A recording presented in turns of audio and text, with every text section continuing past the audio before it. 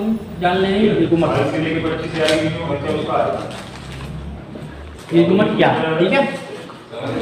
युग्मक हमारे शरीर की कैसी है, अगुणित कोशिका है जिसके सहायता से अलैंगिक जनन की क्रिया पूर्ण होती है। सुनो, अगुणित जैसे हमारे जो शरीर है, हमारी शरीर पूरा शरीर कोशिकाओं से बना है। किससे बना है? कोशिकाओं से। और ये कोशिकाओं के अंदर केंद्रक में, अपने प्रत्येक शरीर की कोशिका के केंद्रक में क्या होते हैं? गुणसूत्र होते हैं। क्या होते हैं? केंद्रक में होते हैं गुणसूत्र, ठीक है। तो अपने शरीर की कोशिका में गुणसूत्र टोटल कितने होते हैं? 46। कितने होते हैं? 46, ठीक है। जब समसूत्री विभाजन होता है हमारे शरीर की कोशिकाओं में, तो समान गुणसूत्र दोनों कोशिकाओं में बनते हैं। इसमें भी 46 और इसमें भी 46, ठीक है। 46 बनते हैं जो हो गया समसूत्री विभाजन। कौन सा विभाजन? समसूत्री विभाजन। अर्धसूत्री विभाजन में क्या है? हमारे शरीर के 46 में से आधे गुणसूत्र जाते हैं। कितने जाते हैं? आधे। 23। उन्हीं 23 गुणसूत्रों अपन कौन से गुणसूत्र कहेंगे? अगुणित गुणसूत्र। कौन से कहेंगे? अगुणित गुणसूत्र, ठीक है। आधे गुणसूत्र अगुणित और द्विगुणित बोलेंगे अपन पूरे गुणसूत्र। 46 गुणसूत्र उपस्थित है उसमें, तो कैसे बोलेंगे? कैसे गुणसूत्र है? द्विगुणित है। अगर आधे गुणसूत्र है उसमें तो अगुणित है। समझ में आई बात? तो युग्मक भी हमारे शरीर के अगुणित कोशिका है। कैसी है? अगुणित कोशिका है जो लैंगिक जनन में सहायक होती है। क्या होते हैं युग्मक? लैंगिक जनन में क्या होती है? सहायक होती है। समझ में बात आई? अगुणित और द्विगुणित समझ में आ गया?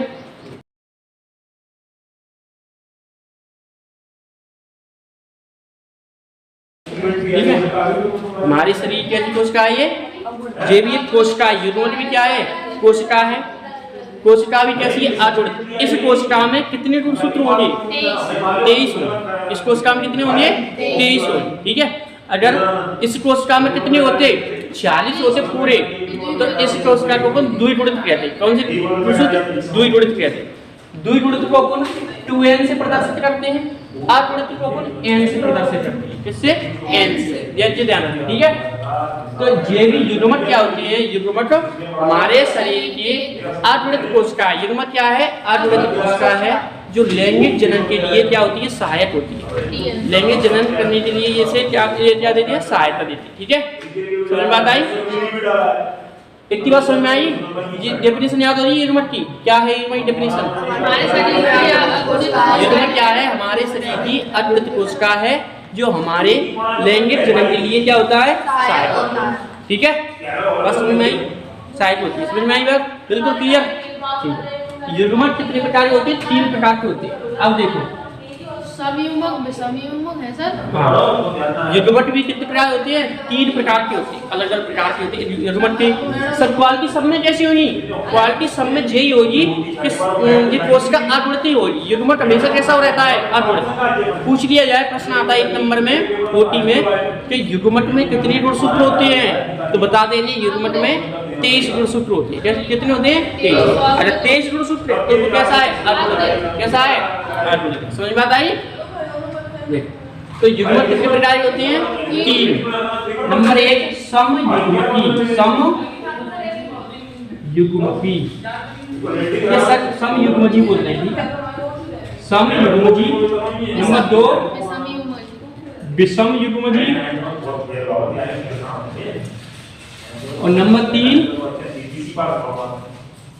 असमयुग्मजी। असमयुग्मजी, ठीक है। युग्मक क्या है? युग्मक हमारे शरीर की अगुणित कोशिका है। कैसी कोशिका है? अगुणित का मतलब कितने गुणसूत्र इसमें? 23 गुणसूत्र हैं। ऐसी कोशिका है जो हमारे लैंगिक जनन के लिए सहायक होती है। लैंगिक जनन के लिए क्या होती है? सहायक होती है। ये 3 प्रकार के होते हैं। युग्मक भी कितने प्रकार होते हैं? 3 प्रकार के होते हैं। 3 प्रकार से पढ़ते हैं। कौन कौन से? समयुग्मजी, विषमयुग्मजी और असमयुग्मजी, ठीक है। समयुग्मजी, विषमयुग्मजी और असमयुग्मजी।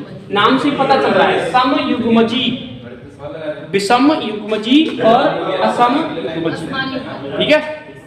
समयुग्मजी देखो, समयुग्मजी में क्या होगा? ऐसे युग्मक आएंगे, ये भी युग्मक आएंगे समयुग्मजी, ये भी युग्मक आएंगे, ये भी युग्मक आएंगे। तो इसमें कैसे आएंगे युग्मक? इसमें ऐसे युग्मक आएंगे क्रियात्मक और संचारात्मक समान। जो संरचनात्मक और कार्यात्मक रूप से कैसे होंगे? समान होंगे। सर तो फिर क्रिया कैसे रहेंगे? समान। सुनो, समान मतलब संरचनात्मक मतलब उसे देखने में आपको स्ट्रक्चर देखेंगे तो कैसा रहेगा? युग्मक का स्ट्रक्चर समान रहेगा दोनों का। कैसा रहेगा? समान। ठीक है, दोनों मतलब दोनों से मतलब इसमें मादा इसमें नर। देखो क्या होता है, लैंगिक जनन होता है तो इसके आधे आती अगुणित कितने जाते हैं? अगुणित। इसको कौन बोलते हैं? एन से प्रदर्शित करते हैं। किससे? एन से। और इससे एन से इसके भी जाएंगे आधे। ठीक है, जब ये दोनों मिल जाएंगे तो कितने हो जाएंगे? 2n। कितने हो जाएंगे? 2n। इसके अगुणित गए, इसके अगुणित गए, जब दोनों मिले तो इसे बोले अपन 2n मतलब द्विगुणित। द्विगुणित इसलिए हुए क्योंकि अपने शरीर की काया वाली कोशिका में, अपनी शरीर की कोशिका में कितने गुणसूत्र होते हैं? टोटल 46। अगर इसमें 46 नहीं भरे तो अपन मेंटेन शरीर रहेगा? नहीं रह पाएगा। इसके आधे जाते, इसलिए इसमें अर्धसूत्री विभाजन होता है। लैंगिक जनन में हमेशा कैसा विभाजन होता है? अर्धसूत्री, आधे गुणसूत्र वाला। आधे इसके गए, आधे इसके, तब 2n। तो समयुग्मजी में क्या होगा? जिनकी जो संरचना होगी, नर युग्मक की संरचना और मादा युग्मक की जो संरचना, दोनों की संरचना होगी देखने में, संरचना वो कैसी होगी? बिल्कुल समान होगी। दोनों में एक जैसे दिखेंगे।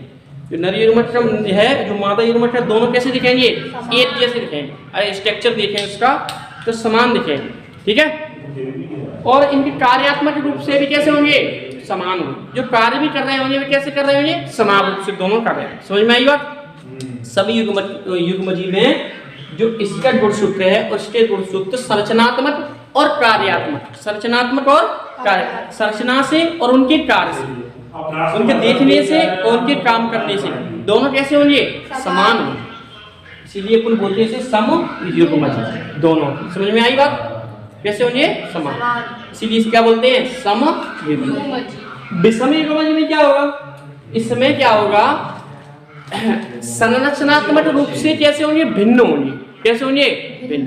कार्यात्मक रूप से तो एक जैसे होंगे, कार्यात्मक रूप से तो समान ही रहेंगे, पर संरचनात्मक रूप से मतलब उसे देखेंगे अपन स्ट्रक्चर उनका तो कैसे रहेंगे? भिन्न होंगे। दोनों कैसे रहेंगे? भिन्न भिन्न रहेंगे। दोनों के अलग अलग रहेंगे बिल्कुल एकदम। संरचना मतलब स्ट्रक्चर। ठीक है, जैसे उदाहरण के लिए अपन मानव का अगुणित गुणसूत्र होते हैं, शुक्राणु बोलते हैं। उनको क्या बोलते हैं? शुक्राणु। उनका स्ट्रक्चर कुछ इस प्रकार से होता है। ठीक है, और मादा का स्ट्रक्चर कुछ इस प्रकार का होता है, गोल। ठीक है, क्या रहता है? गोल रहता है अंडा में। तो देखने में कैसे है? देखने में कैसे है? संरचनात्मक रूप से भिन्न है। कैसे है? भिन्न है। और कार्यात्मक रूप से कैसे रहेंगे ये दोनों? कार्य इनका कैसा रहेगा? समान ही रहेगा। समझ में आता है? आई बात समझ में? ठीक है। समयुग्मजी में क्या होगा? कार्यात्मक रूप से भी समान रहेंगे और संरचनात्मक रूप से भी समान रहेंगे। पर विषमयुग्मजी में क्या होगा? कार्यात्मक रूप से तो समान रहेंगे पर संरचनात्मक रूप से कैसे रहेंगे? भिन्न रहेंगे, अलग अलग संरचना जिनकी से अलग होगी। असमयुग्मजी में क्या होगा? असमयुग्मजी में होगा संरचनात्मक रूप से भी सेम रहेंगे पर इनकी कार्यात्मक रूप कैसे रहेंगे? भिन्न रहेंगे।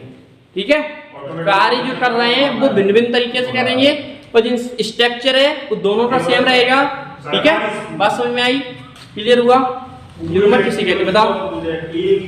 युग्मक किसे कहते हैं?